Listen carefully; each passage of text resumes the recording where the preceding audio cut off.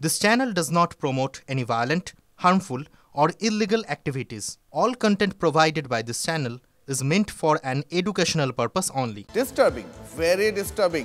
ওয়াকফ আন্দোলনকে নিয়ে ছড়িয়ে পড়া হিংসাকে ঠিক এই ভাষাতেই ব্যাখ্যা করলেন সুপ্রিম কোর্টের প্রধান বিচারপতি। বাংলা বা মুর্শিদাবাদের নাম মুখে না এনে বললেন, এই ধরনের ঘটনা বাঞ্ছনীয় নয়।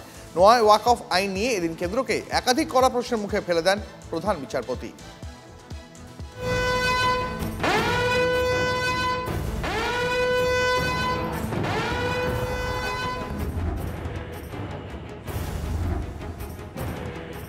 নয়া ওয়াকফ আইনের বিরোধিতার নামে হিংসা ছড়ায় মুর্শিদাবাদে, ঘর ছাড়া হতে হয় বহু মানুষকে। বুধবার সুপ্রিম কোর্টে ওয়াকফ সংক্রান্ত শুনানিতে সেই হিংসার প্রসঙ্গ ওঠে। এ নিয়ে উদ্বেগ প্রকাশ করে প্রধান বিচারপতির পর্যবেক্ষণ, বিষয়টি যখন সুপ্রিম কোর্টের বিচারাধীন তখন এই ধরনের ঘটনা বাঞ্ছনীয় নয়। এরপরেই সলিসিটর জেনারেল তুষার মেহতা বলেন, হিংসার মধ্যে দিয়ে সিস্টেমের ওপর চাপ তৈরির চেষ্টা চলছে। ইতিমধ্যেই মুর্শিদাবাদের ঘটনা নিয়ে সুপ্রিম কোর্টের ইন্টারভেনশনের আবেদন করে আলাদা করে পিটিশন ফাইল হয়েছে।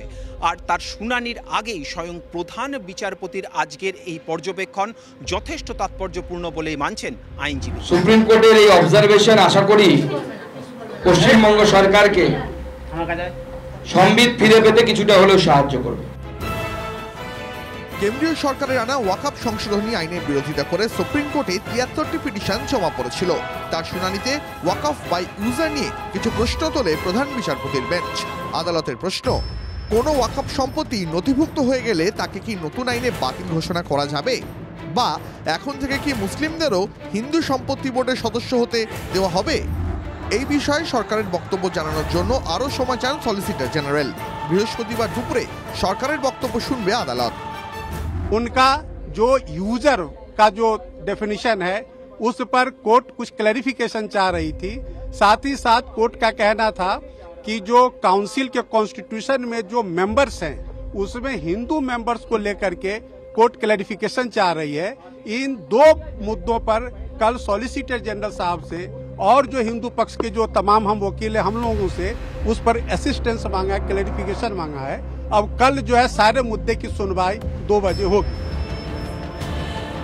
এদিন আদালতের তরফে কয়েকটি অন্তর্বর্তী প্রস্তাব রাখা হয়। আদালতে কোনো সম্পত্তি যদি ওয়াকফ বলে চিহ্নিত হয়ে থাকে, শুনানি চলাকালীন কোনো মতেই সেটিতে রদবদল ঘটানো যাবে না। জেলা শাসকরা ওয়াকফ সম্পত্তি নিয়ে তদন্ত চালিয়ে যেতে পারেন, কিন্তু মামলা বিচারাধীন থাকা পর্যন্ত সিদ্ধান্ত কার্যকর করা যাবে না। একমাত্র পদাধিকার বলে সদস্য হওয়া ব্যক্তি ছাড়া ওয়াকফ বোর্ড এবং কেন্দ্রীয় ওয়াকফ কাউন্সিলের সব সদস্যকে মুসলিম হতে হবে। বৃহস্পতিবার শীর্ষ আদালত শেষ পর্যন্ত কি নির্দেশ দেয় সেদিকেই তাকিয়ে গোটা দেশ। জ্যোতির্ময় কর্মকারের রিপোর্ট, TV9 বাংলা।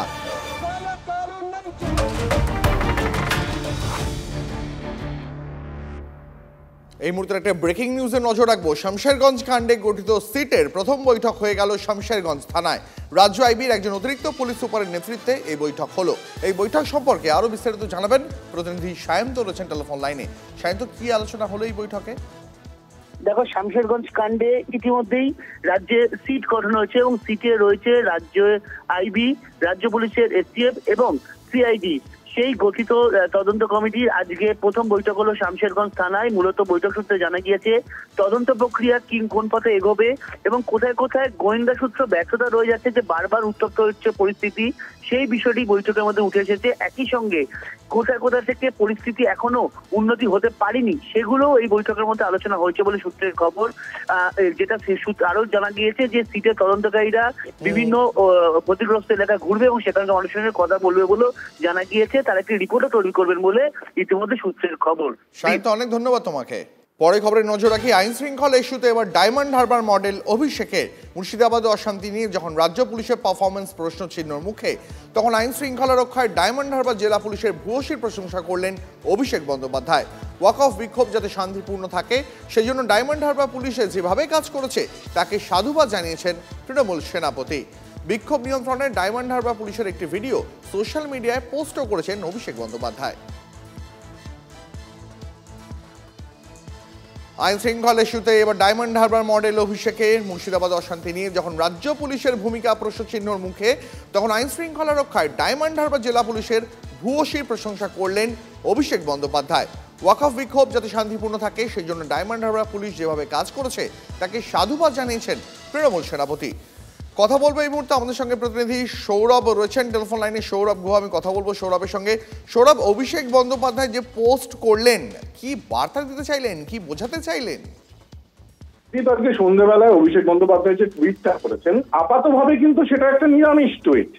তিনি কি বললেন যে ডায়মন্ড হারবার জেলা পুলিশ অত্যন্ত দক্ষতার সঙ্গে কাজ করছেন এবং মানুষও সহযোগিতা করছেন এবং সেখানে আইন শৃঙ্খলা অত্যন্ত ভালো আছে এবং মৈত্রী আছে, হারমোনি আছে, সমস্ত কিছু সেখানে আছে, মানে অটুট আছে, এর মধ্যে তো কোনো সমস্যা নেই। তিনি তার যে ডায়মন্ড হারবার যে জেলা পুলিশ তাদের কৃতিত্বের কথা বলেছেন সাংসদ হিসেবে। কিন্তু এর মধ্যেই একটা বিটুইন দ্য লাইনস অনেকে খুঁজে বার করবার চেষ্টা করছেন, যেখানে রাজ্য পুলিশের ভূমিকা নিয়ে প্রশ্নচিহ্ন উঠছে। রাজ্যের মুর্শিদাবাদের ঘটনাকে কেন্দ্র করে রাজ্য পুলিশের পারফরমেন্স নিয়ে প্রশ্নচিহ্ন উঠছে, কেন্দ্রীয় বাহিনী মোতায়েন করা হয়েছে। সেখানে ডায়মন্ড হারবারের পুলিশ ভালো, অর্থাৎ এর আগে আমরা কোভিডে দেখেছি, স্বাস্থ্যক্ষেত্রে দেখেছি ডায়মন্ড হারবার মডেল। এবার এই আবহে, এই দাঙ্গা বা যাবতীয় কিছু যা চলছে তাই সেই আবহে ডায়মন্ড হারবার মডেল পুলিশের কৃতিত্বকে আরো একবার তুলে ধরলেন অভিষেক বন্দ্যোপাধ্যায়। এটা কোথাও একটা কি সেই আইন শৃঙ্খলা প্রশ্নেও যে ডায়মন্ড হারবার মডেল বা তার নিয়ন্ত্রণাধীন ডায়মন্ড হারবারের পুলিশ ভালো পারফর্ম করছে, এটা কোথাও একটা অন্য বার্তাও কিন্তু আছে বলে মনে করছে ওয়াকিবহাল মহল। সৌরভ, অনেক ধন্যবাদ তোমাকে। পরে খবরে নজর রাখবো। 21শে এপ্রিল সোমবার শালবনী সফরে যাচ্ছেন মুখ্যমন্ত্রী মমতা বন্দ্যোপাধ্যায়। জিন্দাল গোষ্ঠীর বিদ্যুৎ প্রকল্প শিলান্যাস করতে শালবনীতে মুখ্যমন্ত্রী। সূত্রের খবর, 21 তারিখ মুখ্যমন্ত্রী মেদিনীপুর সার্কিট হাউসের রাত্রিবাস করতে পারেন। 22শে এপ্রিল বিভিন্ন সরকারি প্রকল্পে পরিষেবা প্রদানের অনুষ্ঠানে যোগ দিতে পারেন। দমকল সহ বিভিন্ন সরকারি প্রকল্পের উদ্বোধন করার কথা মুখ্যমন্ত্রীর। এবছর বিশ্ববঙ্গ বাণিজ্য সম্মেলনে জিন্দাল গ্রুপের ম্যানেজিং ডিরেক্টর সজ্জন দিলদার ঘোষণা করেন বিদ্যুৎ ক্ষেত্রে তারা বড় আকারের বিনিয়োগ করবেন। শালবনীতে 800 মেগাওয়াটের 2টি বিদ্যুৎ উৎপাদন কেন্দ্র তৈরি করা হবে। বিনিয়োগের পরিমাণ 16,000 কোটি টাকা। সেই প্রকল্পের উদ্বোধন করতেই যাচ্ছেন মুখ্যমন্ত্রী। জিন্দাল গোষ্ঠী জানিয়েছে দেশের পাওয়ার হাউস হবে এই বাংলা। 2000 একর জমিতে শিল্প তালুকও গড়ে উঠতে চলছে এই গ্রুপ। আগামী 30শে এপ্রিল দীঘা জগন্নাথ মন্দিরের উদ্বোধন। বুধবার মুখ্যমন্ত্রী মমতা বন্দ্যোপাধ্যায় তারই প্রস্তুতি বৈঠক সারলেন নবান্নে।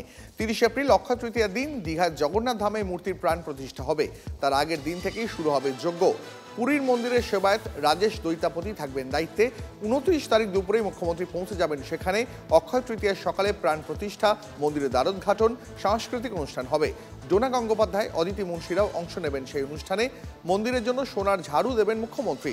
তার জন্য নিজের অ্যাকাউন্ট থেকে 5,01,000 টাকা দেবেন তিনি। পুরীর মন্দিরের অন্যতম আকর্ষণ মন্দিরের ধ্বজা তোলা। অভিনব সে দৃশ্য এবার দেখা যাবে দীঘার মন্দিরেও। পরে খবরে আসি। বিধানসভা ভোটের আগে শাসকের নজরে উত্তরবঙ্গ। উত্তরবঙ্গের বিধানসভাগুলিতে পঞ্চায়েতের কাজের মূল্যায়নের জোর রাজ্যের। দার্জিলিং এবং কালিম্পং জেলার আধিকারিকদের নিয়ে বৈঠক রাজ্যের দুই মন্ত্রী প্রদীপ মজুমদার ও বেচারাম মান্নার। উত্তরবঙ্গের বেশিরভাগ আসনই বিজেপি দখলে। এই সমস্ত এলাকাগুলিতে সরকারি পরিষেবা প্রদানের নানা কাজের পর্যালোচনা করেন দুই মন্ত্রী। জেলা প্রশাসনকে পরিষেবার কাজে গতি আনার নির্দেশও দেন তারা। যদিও রাজ্যের এই সব উদ্যোগকে কটাক্ষ করেছেন শিলিগুড়ির বিজেপি বিধায়ক শঙ্কর ঘোষ। এসব করে তৃণমূলের লাভ হবে না, মন্ত্রীরা আসছেন আসুন কিন্তু ফল মিলবে না, কটাক্ষ শঙ্করের। প্রায় সবকটি প্রকল্পই এখন রাজ্য সরকারের তহবিল থেকে চালানো হচ্ছে।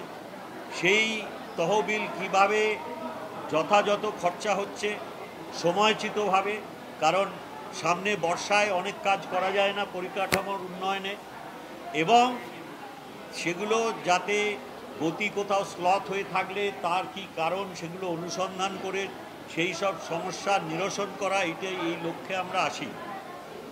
আমাদের দল যারা সরকার চালাচ্ছেন আমরা প্রতিনিয়ত মানুষের সঙ্গে থাকি।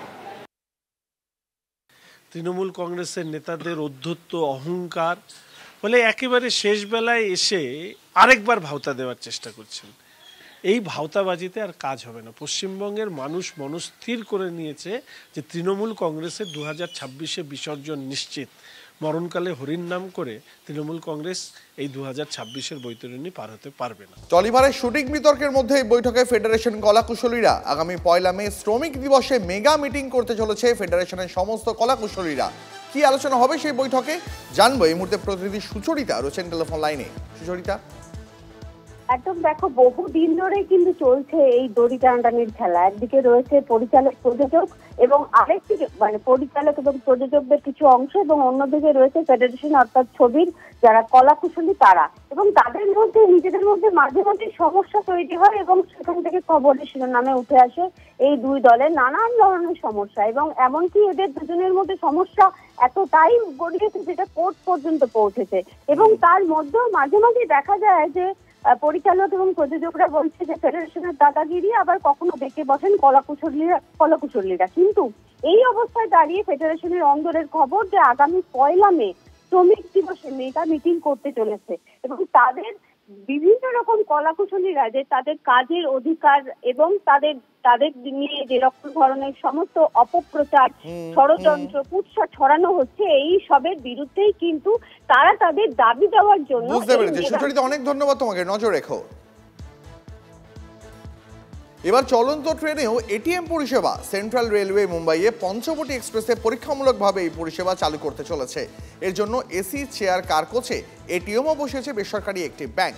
সেন্ট্রাল রেলওয়ের তরফে জানানো হয়েছে পিছনের দিকে একটি কিউবিকালে এটিএম বসানো হয়েছে। ওই জায়গায় আগে অস্থায়ী প্যান্ট্রি ছিল।